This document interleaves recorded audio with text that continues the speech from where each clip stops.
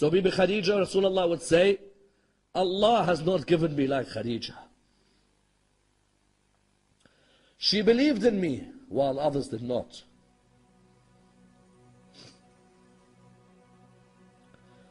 And she stood by me when others didn't.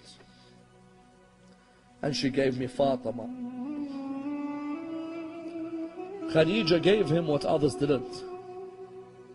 In those early years, Khadija stood by him. And you know this Khadija, when the Sha'b of Abu Talib, you know when they were in the valley of Abu Talib, they were all poor. They were in the valley of Abu Talib, they were all poor. Khadija would eat grass so that Rasulullah would eat good food. And she wouldn't sleep so that Rasulullah was safe. Which wife sacrificed like Khadija? That if it wasn't for her wealth, these 3 years in Abu Talib's valley, there is no way the Muslims would have survived. No way. She gave all her wealth, and that's why Rasulullah said, this religion would not have survived were it not for the wealth of Khadija and the sword of Ali. These two saved the religion of Islam. And look at the way the Muslims treat their grave today. The way the Muslims treat the grave of Khadija in Mecca. You have to stand there for a few seconds and then they tell you to move. And the grave of Abu Talib, you stand for a few seconds and they tell you to move. And Rasulullah, when these two died, he said, this is the year of grief for me. I've lost my backbones, Abu Talib and Khadija. And I say to Sayyida Khadija, oh Sayyida Khadija, you were oppressed now and you were oppressed when you died. Someone says, what do you mean you were oppressed when you died? You know Rasulullah, when he came to bury Bibi Khadija, he came, but because they were so poor, the kafan that he had was not long enough to cover her body. The kafan was not long enough. Those of you who've had to bury your mothers or your fathers, didn't you have a kafan long enough to cover the body? Isn't it an honor from Allah? Khadija, the wealthiest woman, had no kafan. He would try to cover the body, there's no kafan. It is sad to see a human die without a kafan, isn't it? No human deserves to die without a kafan on their body. Rasulullah looked up towards the heavens. He said, Ya Allah, I am your prophet. And this is Khadija. I have no kafan long enough. I beg you, Ya Allah, answer my dua. The narrations say at this moment, Jibreel came to Rasulullah with 5 kafans.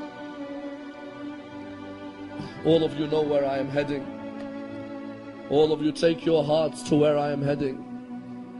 He came with 5 kafans. Rasulullah looked at him. He said to him, Jibreel, tell me who is the first kafan for? He said to him, Ya Rasulullah, the first kafan. Ya Rasulullah, the first kafan is for your wife Khadija. He said to him, Jibreel, tell me who the second kafan is for. He said to him, Ya Rasulullah, the second kafan is for you, so that when you die there is a kafan to cover your body. He said to him, Jibreel, tell me who is the third kafan for. He said to him, Ya Rasulullah, the third kafan is for Fatima al-Zahra. That when she dies there is a kafan to cover her body. He said to him, Jibreel, tell me who is the fourth kafan for. He said to him, Ya Rasulullah, the fourth kafan is for Ali ibn Abi Talib. That when he dies there is a kafan to cover his body. He said to him, Ya Rasulullah, he looked at him and said, Ya Jibreel, tell me who is the fifth kafan for.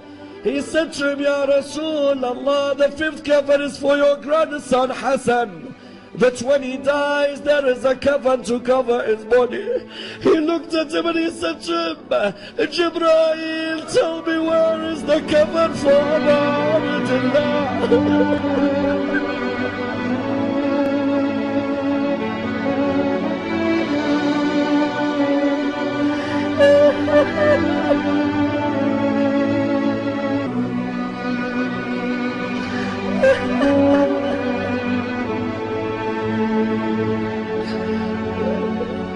He said to him, Jibreel, tell me where is the kafan for Abdallah. He said to him, Ya Rasulullah,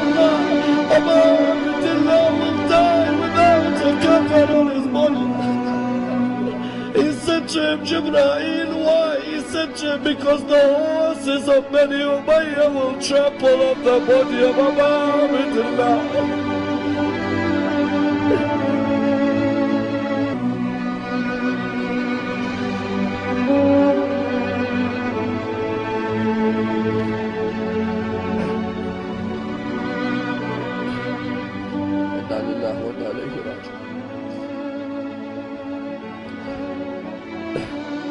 We pray to Allah subhanahu wa ta'ala to raise us with Muhammad and Muhammad, to allow us to follow the message of Imam Sahib al-Asr wal-Zaman. Raise us with Khadijah al-Kubra, allow us to be amongst those who follow her message in this world and the hereafter.